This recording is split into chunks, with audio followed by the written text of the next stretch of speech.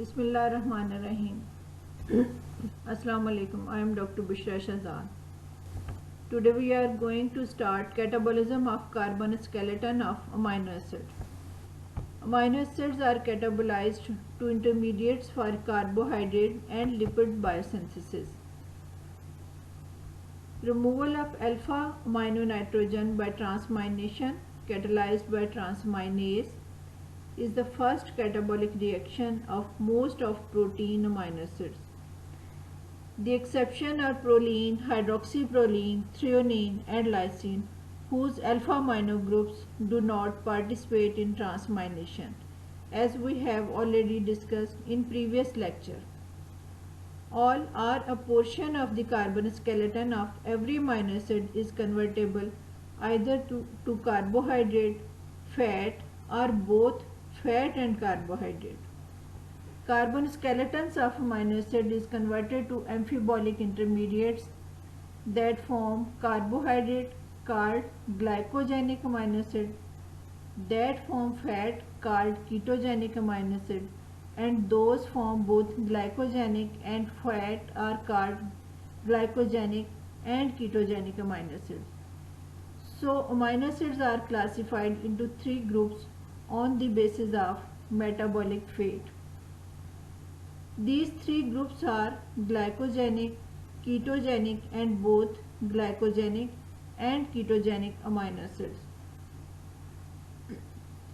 Carbohydrate forming or glycogenic amino acids are alanine, aspartic acid and asparagine, proline and hydroxyproline, cysteine, glutamic acid and glutamine, glycine and serine. These are the non-essential glycogenic amino acids. Arginine and histidine are the semi-essential amino acids. Valine, methionine and threonine are the essential glycogenic amino acids. Fat forming or ketogenic amino acids are leucine and lysine. These are the essential ketogenic amino acids.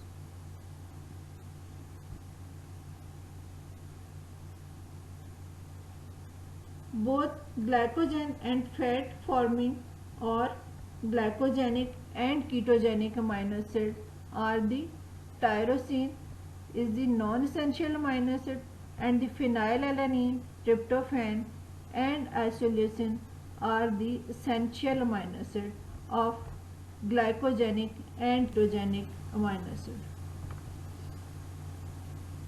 The hydrocarbon skeleton that remains are then degraded to amphibolic intermediate that results from catabolism of amino acid as outlined in this figure.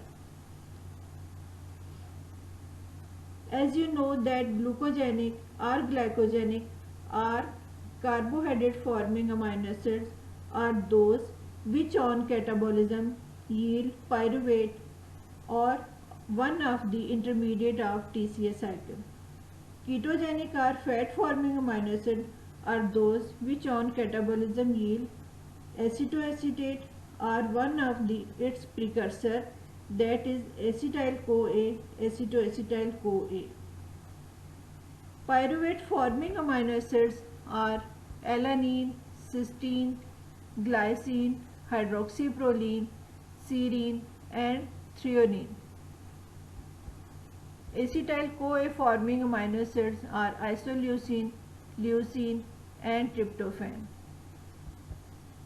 Acetoacetyl-CoA forming amino acids are leucine, lysine, phenylalanine, tryptophan and tyrosine. Oxaloacetate forming amino acids are asparagine and aspartate. Fumarate forming amino acids are tyrosine and phenylalanine. Succinyl-CoA forming amino acids are isoleucine, methionine and valine. Alpha-ketoglutarate forming amino acids are arginine, histidine, glutamine, proline and glutamate. Catabolism to amphibolic intermediates of L-asparagine and glutamine. Asparagine and aspartate form oxaloacetate. All four carbons of asparagine and aspartate form oxaloacetate via reaction catalyzed by asparaginase and a transaminase. Glutamine and glutamate form alpha ketoglutarate. Successive reactions catalyzed by glutaminase and a transaminase form alpha ketoglutarate. While both glutamate and aspartate are substrate for the same transaminase, metabolic defects in transaminases which fulfill central amphibolic functions may be incompatible with life. Consequently, no known metabolic defect is associated with these two short catabolic pathways that convert asparagine and glutamine to amphibolic intermediates. While both glutamate and aspartate are substrate for the same transaminase, deamination of their corresponding amides is catalyzed by different enzymes, asparaginase and glutaminase. Possibly for the reason stated earlier, there are no known metabolic defects of the glutamate catabolic pathway. Significant metabolic disorders are, however, catabolism of associated with the catabolism of many other proline takes place in mitochondria. Since proline does not participate in transamination, its alpha amino nitrogen is retained throughout a two-stage oxidation to glutamate.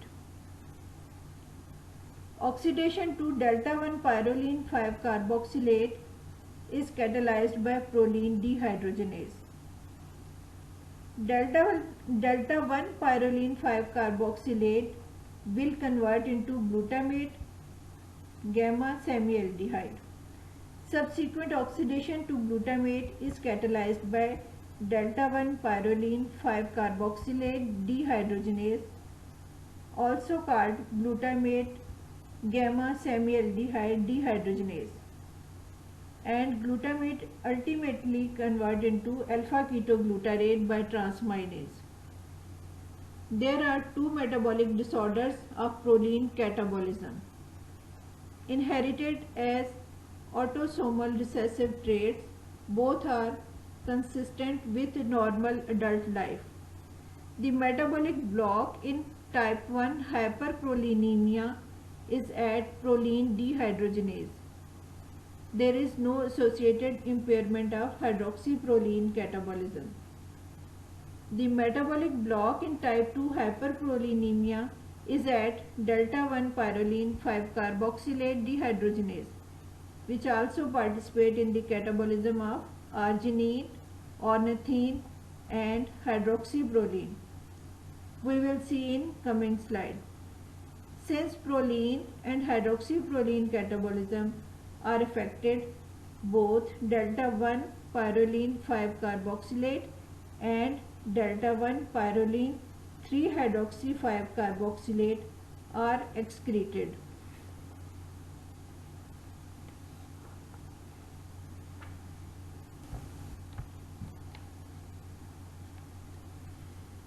Catabolism of arginine and ornithine. Arginase catalyzed cleavage of L-arginine forms urea and L-ornithine. This reaction represents the site of the inherited metabolic defect in hyperargininemia. The initial reaction in arginine catabolism, that is conversion to ornithine, is followed by transamination of ornithine to glutamate gamma semialdehyde. Subsequent catabolism or transamination of ornithine to glutamate gamma semialdehyde is followed by its oxidation to alpha ketoglutarate, as we have already described for proline. Mutations in ornithine delta aminotransferase or ornithine transaminase elevate plasma and urinary ornithine and are associated with gyrate atrophy of the choroid and retina. Treatment involves restricting dietary arginine. In the hyperornithinemia hyperammonemia syndrome, a defective mitochondrial ornithine citrulline antipode impairs transport of ornithine into mitochondria, where it participates in urea synthesis. Metabolic defect in delta-1 pyrroline 5-carboxylate dehydrogenase result in type 2 hyperprolinemia, as we have already discussed in catabolism of proline.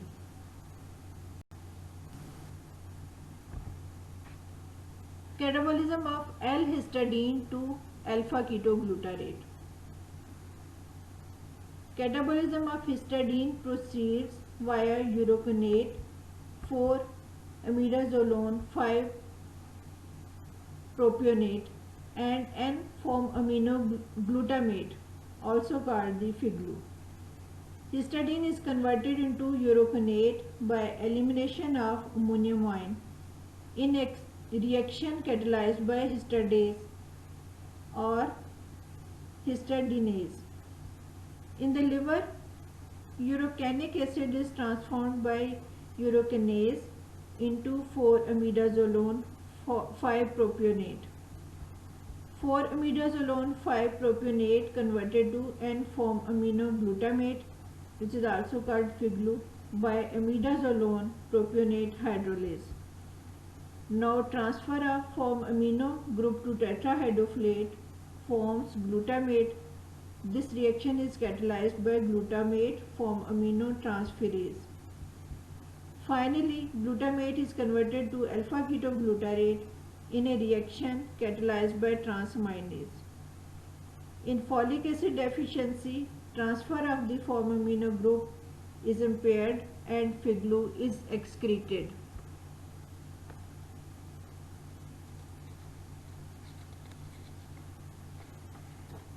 Excretion of FIGLU following a dose of histidine thus can be used to detect folic acid deficiency.